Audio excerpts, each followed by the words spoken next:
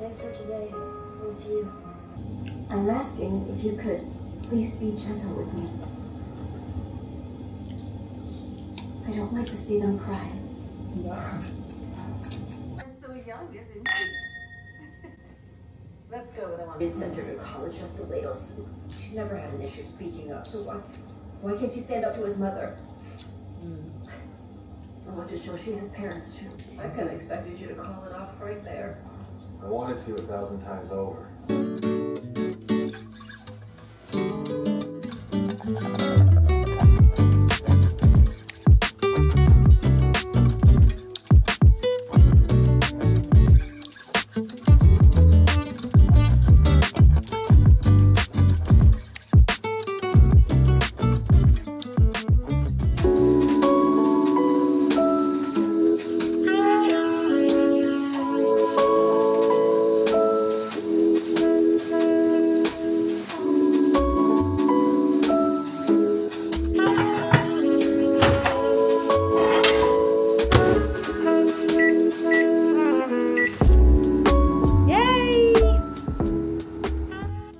Guys, ang sarap ng ulam natin. Magkakamay ako kasi ang sarap-sarap. We have shrimps!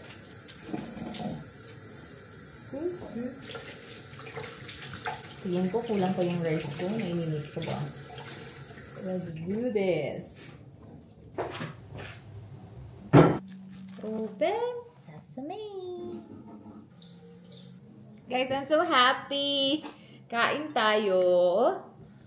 Ay, ako lang mag-isa yung kakain. Kamay, kamay, kamay.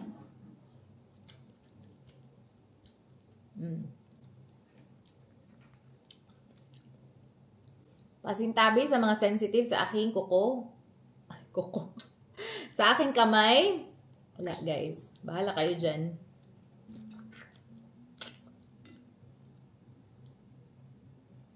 Wala, ang sarap. Ah! Nakakamiss talaga mag-shrimps. Ah?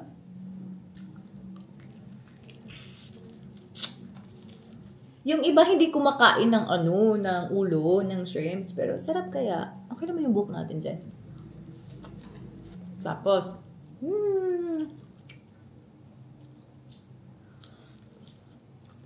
later na sana ako kakain. Aantayin ko si Michelle because Michelle's doing an afternoon shift. Sabay na sana kami kasi mas masarap kumain pag, may sasabay ka. Kaso lang, ang tagal kong matunawan, guys. And then, morning pa ako bukas. So, kailangan ko na kumain ngayon. Kasi alam ko, madami yung kakainin ko. The other day lang namin ito nabili yung shrimp. Tapos naluto today. Kailangan natin ng serving. Makuha natin yung mga garlic ba? Ayan. Ganyan ba?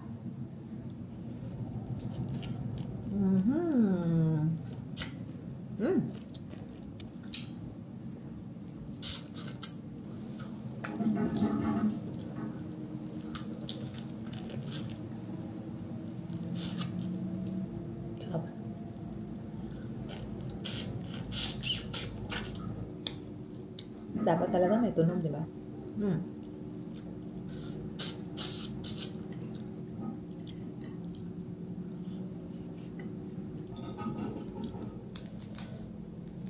Magkano na ba yung shrimp sa atin? Mahal din yung shrimp sa atin sa Pilipinas, di ba?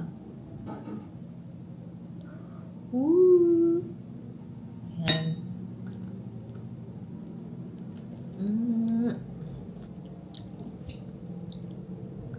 Asya na siya daw. Feeling ko gutom na gutom lang ako.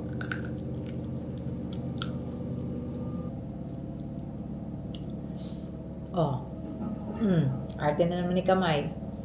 Pero yun na nga guys, sa mga sensitive masyado sa aking kamay, wala na akong magagawa dyan. Kahit sa work, tinutukso nila ako. Kasi kahit nagtatype ako, kahit na ang bilis-bilis ko nang mag-type, nakaganon yung kamay ko. Hindi ko yung makontrol. Ganyan na talaga siya. If gaganyanin ko siya, that's me trying so hard na iganyan siya. Pero ngayon wala na akong paki. Wala akong paki kung anong sabihin niyo. Maarte ba sa paningin niyo? Eh di maarte. Okay lang yan. Basta ako masaya. Ano naman ngayon kung maarte?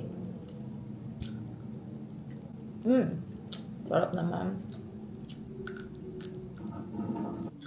Tapos yung pinag-compare niya ako sa mga kasama ko. Kahit sinong kasama ko, ikukumpara talaga ako. Sabihin nyo na lang na hindi nyo ako gusto. Kumpara nyo pa ako. Ano ba yan? That's just very cheap. Pasensya na. Just being real here. Yung mga tao na ayaw ka, o sige, hindi nila ginagawa yung pag-criticize. Pero yung ginagawa nila, kinukompare ka nila sa kung sino man yung kasama mo. Puno sila ng compliment sa kasama mo. The way nila i-compliment yung isang tao is a reflection of how they see you negatively. Ang dami ko nababasa na ganyan. Ang sabi ko talaga, this is very cheap. Kachipan. Huwag yun ako i-compare sa iba. Diretso na lang. You're trying to ruin the relationship that I'm having with my friends or everyone that I'm surrounded with. Diretso nyo na sa akin kung ayaw nyo. Kung ayaw nyo, huwag nyo i-stress yung sarili nyo. Yan, paulit-ulit na ako nito nang dahil sa shrimp. Ang sarap ng shrimp. Dami kong chika ngayon. May tipang sasabihin ka ang arte-arte mo, buti na lang si hindi maarte. Eh kung hindi siya maarte, good for her. Yan talaga lagi. Buti lang si ganito, buti na lang si ganyan, hindi maarte. Hindi katulad ng mo. Ang arte-arte mo. Eh, hindi sila maarte, good for them. You know what? In life, you have to compare yourself from your past. Hindi mo dapat i-compare yung sarili mo sa iba. Kaya yung sinasabi nyo na, kino-compare nyo ako sa iba. As if naman affected ako. Hindi ako affected because my biggest competition is myself and my past. Gusto kong mas better version ako of myself. So that's why I keep on evolving. Kung mas mataas man yung mga nakapaligid sa akin, good for them. You know what? If friend ko kayo, if mataas kayo or may ma-achieve kayo, I'll be proud of you. Ganyan ako, hindi ako toxic na friend na inaantay ka lang na lumagpak. Ano yun? Inaantay ka lang that you're not gonna succeed in life. No, I'm gonna be proud of you. If ever friend kita, bakit ako malulungkot na successful ka na? Sumakses ka na eh. Diba? I'm not that toxic friend. Because you know what? Malakas ng kumpiyansa ko sa sarili ko na yung mga gusto kong ma-achieve sa buhay, ma-achieve ko din yan. Maybe hindi tayo same ng pace, pero I know I'm gonna get there kasi. So wala akong pakialam kung ano ma-achieve mo sa life. Feeling nyo, nagje-jealous ako sa ibang mga tao. Mas gusto ko talaga yung mga friends ko or mga people that I'm surrounded with is nagsasuccess. Diba? Sumasukses. Ang saya nun. If ever you're surrounded with people like that, na may mga pangarap sa buhay. Totoo lang, bakit magsalos-salos talaga? Walang ganyan. I don't wanna be in that kind of relationship as well. Very toxic. If ma-feel ko talaga na may sense or may hint of jealousy sa akin yung tao, nasi-sense ko kasi yan eh. Hindi ko na talaga bet agad. Ma-feel ko talaga yung environment agad na hindi ko gusto. Kasi, ayoko yung ini-envy ako. Kasi, ang layo ko pa. 'Di ba? Hindi mataas yung paningin ko sa sarili ko. Tama lang. So there's no reason na magsalo-salo sa akin. Bakit? Bakit kayo magsasalo-salo sa akin? Wag, chill lang. Gusto ko lang na saya. Kaya medyo nag-cringe ako. If I keep on hearing people na buti ka pa, ganyan, buti ka pa, nakaganito ka na, ayoko talagang makarinig ng ganun. Blatantly, kinukompare ka niya sa sarili niya. Sa totoo lang, parang na-awkward ako. Na-uncomfortable ako. Guys, tapos na akong kumain. Hindi na ako nag-chika pa kasi naloba tayo. So, kumain na lang ako ng kumain at focus ako sa pagkain kasi sa pag-chika. Pero yun lang naman guys. Wala na akong masyadong i-add doon. Yun lang yung aking mga chika-chika sa aking pagkain. Ewan ko ba bakit napunta tayo doon na chika. While kumakain tayo ng lumpia. Lumpia. While kumakain tayo ng shrimps. Tuwang-tuwa ako sa aking kapalpakan. Anyway, that's it. I'm just watching Eugene Domingo na parang interview niya kay Melay. Kakatuwa. So guys, kagagaling ko ng morning shift. Yung ating mga kagang, guys, is nag-afternoon sila. 4 of them. Gusto nilang mag-dinner kami after ng shift nila sa Sen Nudes. Magkasabay na silang lahat. Ako ipipick up nila. So, nag-aantay lang ako na mag-handover sila para kainan na. Kasi, I'm actually hungry. Hungry. Yes, Gutom na ako kasi hindi talaga ako kumain. Kasi nga, kakain na naman kami later. So, after my shift, nag-nap lang ako. Nag-watch ng movie, nag-nap. At saka, yun na. Naantay ko na sila. Nung oras na. It's 9:17. Hopefully, andito na sila by 9:30. Kasi I'm not really sure kung gaano siya kalayo kasi yung aming pupuntahan. Sen Nudes. Kakatawa yung restaurant na to. Sen Nudes. Ayo ha. Anyway. Ay. Lamig-lamig na. Guys, papunta na daw sila dito. Nakakaloka para talagang deja vu. Parang nangyari na to. Ano ba yan? Magsasaks tayo kasi feeling ko ang lamig-lamig sa labas. Or yung aircon lang dito dahil kay Inday Liziel. Look. Off na yung battery. Hindi ko lang charge. Okay, wala tayong watch today. Bye. Savio. Sana masarap yung pagkain. Nakapag-nap ako ngayon. Pero few minutes lang kasi naiinis ako. Sana longer yung nap ko para alive na alive ako ngayon. Because I'm so happy. Galing nga ako ng morning. Tomorrow, I'm gonna do an afternoon shift. So, yan yung bet ko kasi yung afternoon eh.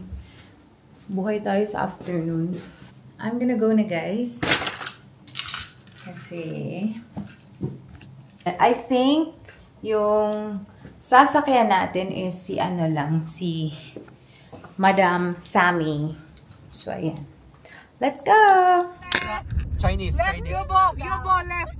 Yobo. Left! Yobo. Asawa. Yobo. Oh, going to Multiyami. Hala, close na yung Multiyami. Nadira? Sure? The search for the Multiyami. Multi-yummy. Multiyami. Our food. Oh my God. Gutom. Okay. It's okay. Let's eat. Oh, katulog. Diyo ko itulog ato. Uy, 2 hours ito akong tulog. Katulog dyan ko pagkuhan. Look at it po yun. Mamukaw na ba nga? Ito yung rice. Iyan yung gisunod suwan. Mas tayo siya na ha? Kami lang sa... Ugaw pa kayo kukuhan. Boom!